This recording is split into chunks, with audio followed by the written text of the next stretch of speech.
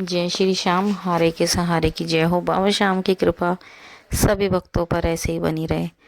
बोलो शीश के दानी की जय, लख दातार की जय, हारे के सहारे की जय। वैसे तो बाबा की नज़रों में उनके सभी भक्त एक बराबर होते हैं, पर जो भक्त बाबा की भक्ति की बारिश में भीग जाता है पूरी तरह से, तो वो बाबा के दिल के बहुत ही करीब पहुंच जाता है। वैसे तो जिन भक्तों पर बाबा की भक्ति की छींटें भी पड़ जाती हैं, बाबा उसका भी उद्धार कर देते हैं। बाबा की नज़रों में तो सभी भक्त एक समान हैं, पर कुछ भक्त ऐसे होते हैं जो बाबा के दिल के बहुत नज़दीक होते हैं, उनकी भक्ति के रंग में रम जाते हैं और जिन्हें सिर्फ और सिर्फ बाबा श्याम नज़र आते हैं।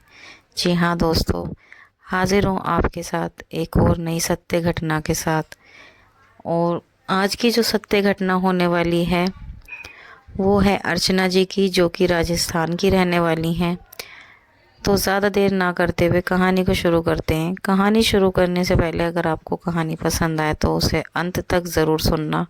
हमारे चैनल को सब्सक्राइब करके बेल आइकन को ज़रूर प्रेस कर दें और कमेंट बॉक्स में जय श्री श्याम लिखना बिल्कुल ना भूलें।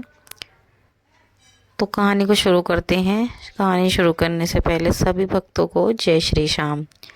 तो भक्तों, आज की जो कहानी है अर्चना जी की है। अर्चना जी बताती हैं कि वह बाबा श्याम को बहुत ज़्यादा मानती हैं, पर वह बाबा श्याम से अब तक नहीं मिली। ये कहानी है पिछले साल फाल्गुन के महीने की, मेले की, जब निशान यात्रा होती है तब की कहानी है ये। तो वह बाबा श्याम को मानती हैं, पर बाबा श्याम के आज तक उन्होंने दर्शन नहीं किए। बस फ़ोन पर ही बाबा श्याम के दर्शन कर रखे हैं, उन्होंने बाबा श्याम को देखा है, वैसे बाबा श्याम के मंदिर नहीं गई।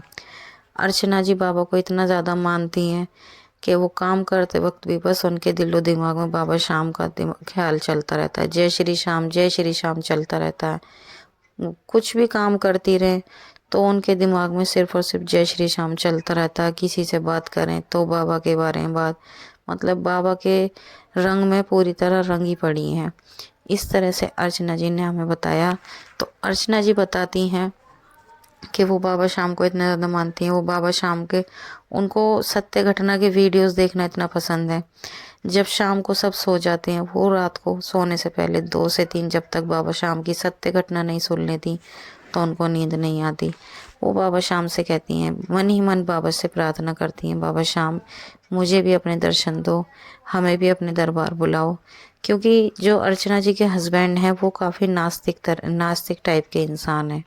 वो भगवान को नहीं मानते, उनको है ना ये सब ढोंग लगता है, पूजा पाठ ये सब उनको ढोंग लगता है। अर्चना जी के जो हस्बैंड है, अगर अर्चना जी घर में बाबा श्याम के भजन चलाया करती थी, जब वो शाम को ड्यूटी से घर आते थे तो आते ही वो भजन भी बंद करवा दिया करते थे। वो भजन भी बंद करवा दिया करते थे और कहते थे ये सब बंद करो, क्या है ये सब नौटंकी है। कुछ लोग ऐसे होते हैं कि फालतू की चीज़ें देखना उन्हें इतना पसंद है, अच्छे अच्छे वैसे गाने सुनने और फालतू की चीज़ें सुनने में उनको लगता है कि ये सब सही है। और जहाँ वह भगवान की थोड़ी सी कहीं कथा सुन लें, वहाँ पर उन्हें बैठना पड़ जाए मजबूरन, या भगवान के कुछ भजन सुन लें, तो उनको ऐसा लगता है कि बहुत ज़्यादा टाइम वेस्ट हो गया। तो इसलिए अर्चना जी का बहुत मन था कि वह बाबा श्याम के दर्शनों को जाएं, बाबा श्याम के दर्शन करें, पर वो डर की वजह से अपने हस्बैंड से कह नहीं पाती थी। उनका बहुत मन करता था, इसलिए वो बाबा से मन ही मन प्रार्थना करती थी कि हे बाबा श्याम, क्या हमारे नसीब में आपके दर्शन नहीं है? आप तो इतने दयालु हो, आप तो सबकी सुनते हो बाबा, एक बार हम मुझे भी अपने दर्शन दे दो बाबा, हमें भी अपने दरबार बुला लो बाबा, मेरी भी कोई टिकट करा दो। मेरे हस्बैंड तो बिल्कुल ही भगवान में भरोसा नहीं करते बाबा, हमें भी अपने दरबार बुलाओ। तो कोई नहीं, उन्होंने मन ही मन बाबा से प्रार्थना करी। फिर वही उनका शाम को काम से निपटी और बाबा श्याम की सत्य घटना सुनने लगी। एक घटना सुनी, दूसरी सुनी, तीसरी सुनी, फिर उनके हस्बैंड कहने लगे ये क्या क्या चला रखा है, क्या है ये सब, क्या ये सच में होता है? तो उन्होंने कहा कि हाँ ऐसा सच में होता है, देखो ये जो सत्य घटना आ रही है ये सब अपने अपने मन की बताते हैं, ये सब सच है। बाबा श्याम के दरबार जो भी कोई इंसान जाता है बाबा उसकी ज़रूर सुनते हैं। तो उन्होंने अपने हस्बैंड को भी सुनाया। उनके हस्बैंड ने कहा लाओ मैं भी देखता हूँ। तो उनके हस्बैंड ने देखा तो उनको भी थोड़ा अच्छा लगने लगा। उन्होंने भी 1 से 2 वीडियो देखी, उनको भी काफ़ी अच्छा लगा। फिर ऐसे ही करते करते 2 से 3 दिन उन्होंने भी लगातार ऐसी बाबा श्याम की वीडियो देखनी शुरू करी। धीरे धीरे उनको भी बाबा पर भरोसा होने लग गया। फिर वो कहने लगे चलो हम भी बाबा शाम के दरबार चलेंगे, हम भी देखते हैं क्या बाबा सच में सुनते हैं। तो वो भी बाबा शाम के यहाँ जाने के लिए मान गए। तो बस अर्चना जी का तो खुशी का ठिकाना ही नहीं था। उन्होंने मन ही मन बाबा को बहुत धन्यवाद किया और वह इतनी ज़्यादा खुश थी, बहुत ज़्यादा। फिर उनके हस्बैंड ने बाबा शाम के यहाँ की टिकट करा ली। अर्चना जी की एक बेटी है 8 साल की। अर्चना जी, उनकी बेटी और उनके हस्बैंड तीनों बाबा शाम के दरबार चले गए। बाबा शाम के दरबार चले गए तो वहाँ जाकर देखा वहाँ पर जाकर देखा कि बाबा शाम के निशान बिक रहे हैं। अर्चना जी ने डरते डरते, क्योंकि वह अपने हस्बैंड से बहुत ज़्यादा डरती थी, उनके मन में फिर भी थोड़ा सा डर था कि कहीं ये मुझे डांटने ना लग जाए। तो उन्होंने अपने हस्बैंड से कहा कि सब निशान लेके जाते हैं, हमने फ़ोन में भी देखा था, तो क्या हम भी निशान ले लें। तो उनके हस्बैंड ने कहा ठीक है ले लो। तो फिर उन्होंने निशान ले लिया और उन्होंने रिंगस से पैदल यात्रा शुरू कर दी। तो उन्होंने रिंगस से पैदल यात्रा शुरू कर दी। वह करीब 5 से 6 किलोमीटर ही पहुँचे थे। फिर वहाँ से उन्होंने देखा कि उनके साइड से एक बाबा शाम का निशान यात्रा का झुंड आ रहा था और उस झुंड में उनकी बेटी पता नहीं कहाँ खो गई। और वह दोनों हस्बैंड वाइफ बहुत ज़्यादा परेशान हो गए, अपनी बेटी को इधर उधर ढूंढने लगे और दोनों बहुत ज़्यादा रोने लगे। तभी अर्चना जी मन ही मन बहुत ज़्यादा दुखी होने लगी, बिलख बिलख कर रोने लगी और बाबा शाम से मन ही मन प्रार्थना करने लगी कि बाबा शाम मेरी बेटी मुझे दे दो। अगर मेरी बेटी खो गई तो आपके ऊपर कलंक लग जाएगा, मेरी ज़िंदगी ख़राब हो जाएगी, मेरे हस्बैंड मुझे जीने नहीं देंगे, मेरे ससुराल वाले मेरा जीना हराम कर देंगे कि कहाँ गई थी तो बाबा मेरी बेटी मुझे लौटा दो, मुझे कुछ नहीं चाहिए बाबा, बस मेरी बेटी मुझे लौटा दो बाबा, आपने मुझे पहली बार अपने दरबार बुलाया बाबा, ऐसा कलंक मत लगवाओ, मेरी बेटी मुझे लौटा दो।